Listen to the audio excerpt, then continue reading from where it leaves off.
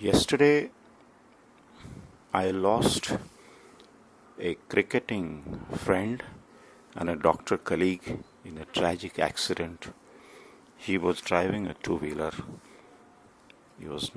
Unfortunately, he was not wearing a helmet, and he died in an accidental crash. I was dumbfounded, and I was at a loss for words as to what to say. But as I have thought over this incident, what has struck me, what is the life lesson that I have learned and I want to share with you, is what I shall be talking to you about.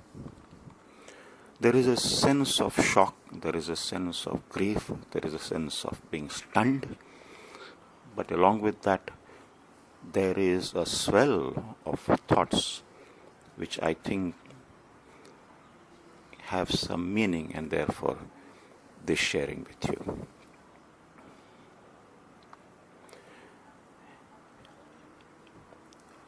What happens with life? And to this, Mirza Ghalib has written a sher which is part of a ghazal, and what he says is, yak nazar besh nahin fursat-e-hasti ghafil. yak nazar besh nahin fursat-e-hasti ghafil. Garme-e-bazm hai raqs-e-sharar hote tak. yak nazar besh nahin. Even one glance, it is not enough. Fursat-e-hasti ghafil. O you negligent, O you ignorant. Fursat-e-hasti. इस हस्ती को फुर्सत नहीं है. This existence does not have that time for you to be negligent even for a second. So you remember those boards that you see? Nazar hati, durghatna ghati. In other words, it is simply trying to say that even for a moment, you cannot be negligent. Yak nazar, ek nazar bhi, not even one glance. Besh nahi, it is not going to pardon you. It is not enough. Fursat-e-hasti. Ghaflat nahi chalti. Negligence, your life will not pardon you, even if you're ignorant for even or negligent even for a second. And that is how accidents usually occur. See, and when accidents occur, usually you see how do they occur. There are a number of reasons, but one of the commonest is that we are talking on the cell phone. When you're talking on the cell phone, what is happening is that you are concentrating on your conversation and you're not concentrating on the road. And that's the time when a number of accidents occur. Here in this case, unfortunately, my cricketing friend was not wearing a helmet. Now, if you are driving a two-wheeler, my friends, I request you, it's not for that and the policeman or the traffic police standing there wanting to catch you and fine you. You don't wear the helmet for the sake of that person.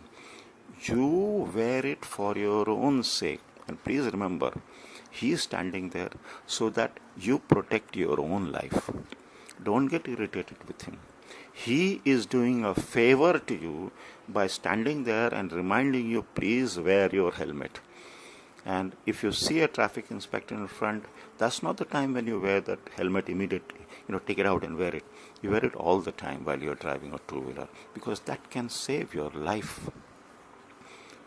First of all, whether to drive a two-wheeler or not, that itself is a big question mark.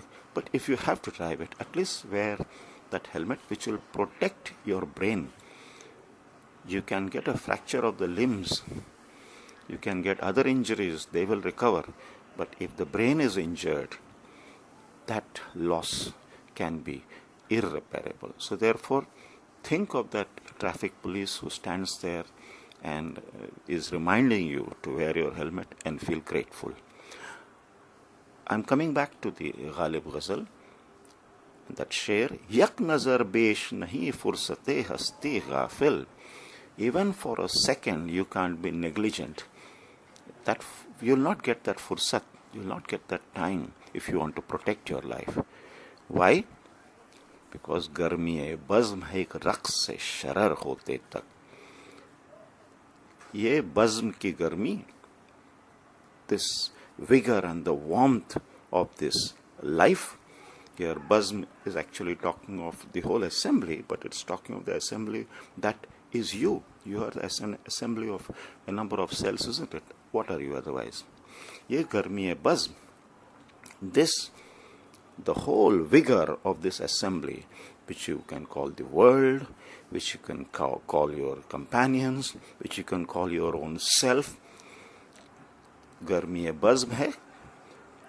Till when is this? Ek raqs-e-sharar hote tak. Raqs is dance, sharar is lightning. It is like the dance of a lightning. See, you've seen the lightning dance in the sky? It's very sharp, but it's very momentary. Your life is like that. It is like the dance of the lightning. And just as the dance of a lightning can come and strike any assembly and make it perish, your life is similar. It is like the dance of a lightning, and it can just perish at any time. It appears as though it is striking, and it is extremely just holds your attention. But it is just like the dance of lightning. You can lose it at any time. It can be over at any time. So, negligence of any type with your life can make that dance of lightning disappear. So while you are driving your two-wheeler, or why just the two-wheeler, even if you are driving your four-wheeler, the lesson is very clear. You concentrate on the road. You don't concentrate on the talks that you may have. Even if you are listening to some music, even if you are talking to somebody, you should have your vision very clear on the road that you are progressing on. And this is not just applicable to the road that you are driving on. The road of life is also similar. That means you may be in the company of number of people. You may be talking to somebody. But do not get distracted from the road of life on which you are supposed to be driving forward. Because if you have lost your way, then you have lost your destination. So on the road of life as well, it is very important to know, while you are in the company of a number of people, you are absolutely focused on the path that you have decided for yourself. And any negligence on that will give rise to that stroke of lightning, which will eliminate your existence. तो यक नजर बेश नहीं fursat-e-hasti ghafil. गर्मी-ए-बज़्म है. इस बज़्म की गर्मी कब तक है? एक रक़्स-ए-शरर की तरह है.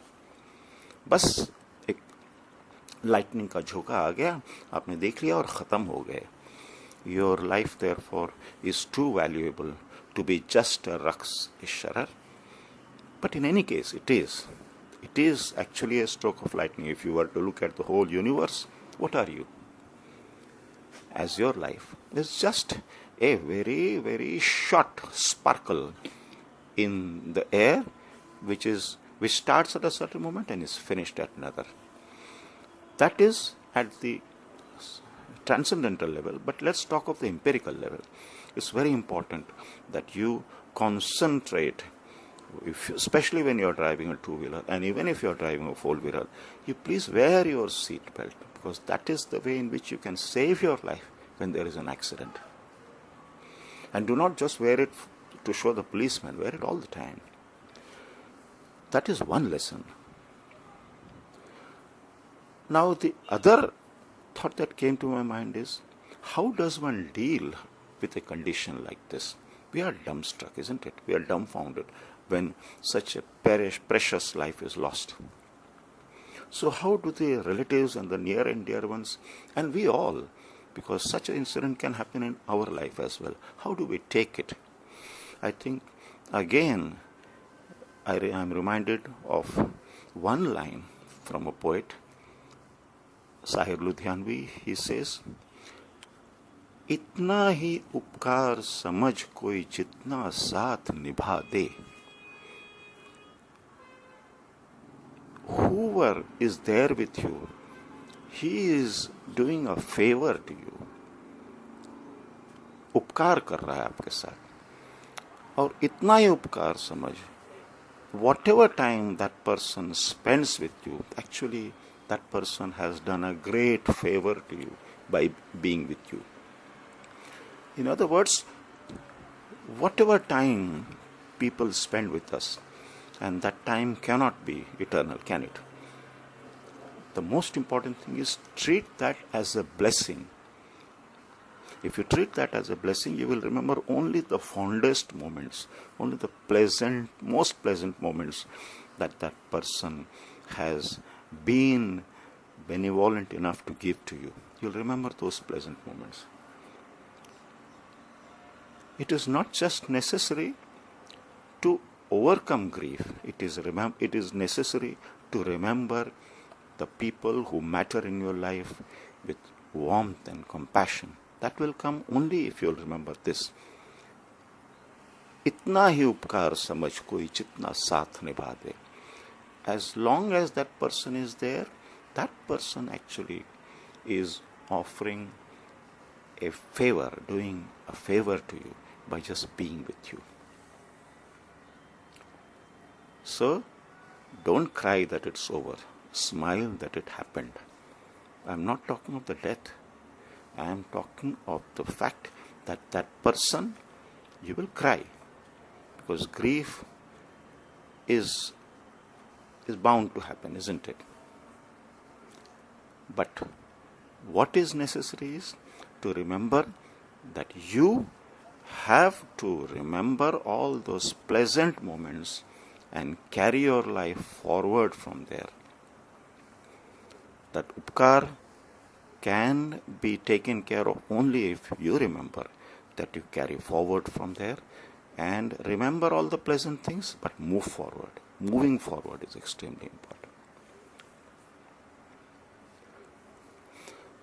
Now I'm also reminded at this time of one of the statements that Elisabeth Kubler-Ross, the famous thanatologist, thanatology is the science of death, and she made an intensive study of people who were experiencing the dying process and everything that is connected with it. And she says, every encounter with death is an invitation for growth. Now, how do we look at this incident? Here, there has been the death of a dear colleague. How is this an invitation for growth? How does it bring about any growth?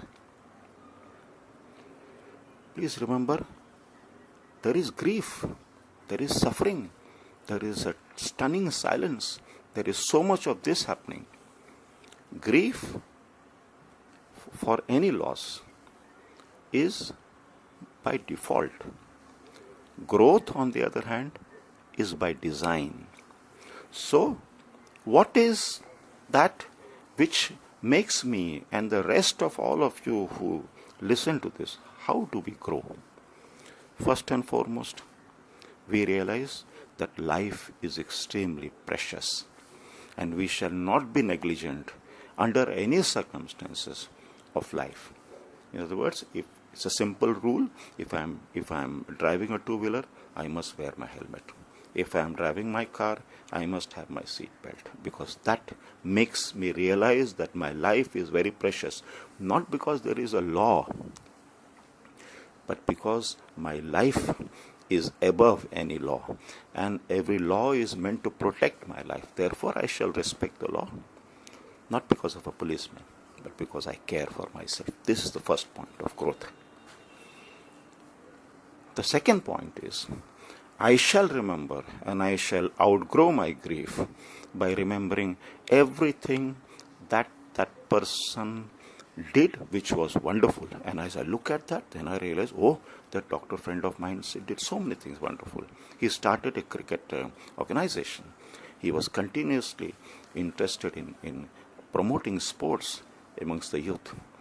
In his own way, he was diligently carrying out activities which made his life purposeful. So what do I learn? What do I learn this? And he was wanting to make a difference in other people's lives by bringing about the sports culture in them. So I grow and you grow when you realize what was special about that person. Therefore, if you are dedicated, if your life has a purpose, then the end, whenever it comes, it's fine. I take that end. But I realize that makes a person not just purposeful for himself, but purposeful for the community. And therefore, the growth is like this. Make your life purposeful. It may end at any time. I'm talking to you right now, and I might just collapse and die. That's not what is important. Did I make a difference in somebody's life? Did I add meaning to somebody's existence?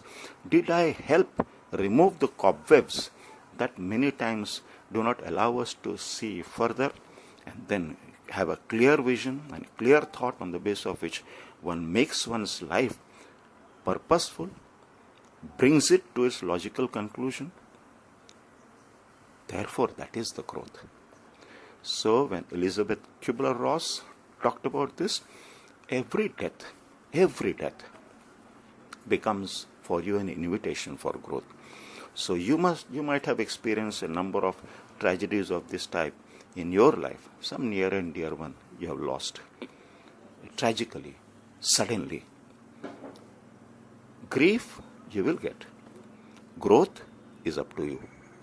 So I suggest you transcend that boundary of grief and then launch yourself into the space of growth. I wish you well. I wish you all the best.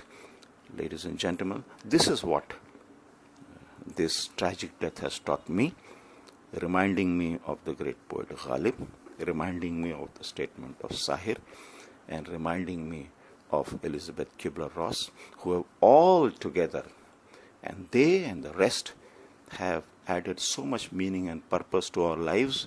We must pause, we must ponder, but we must launch. I hope you will also launch on this journey, ladies and gentlemen. All my best wishes are with you. Thank you so much for listening to this.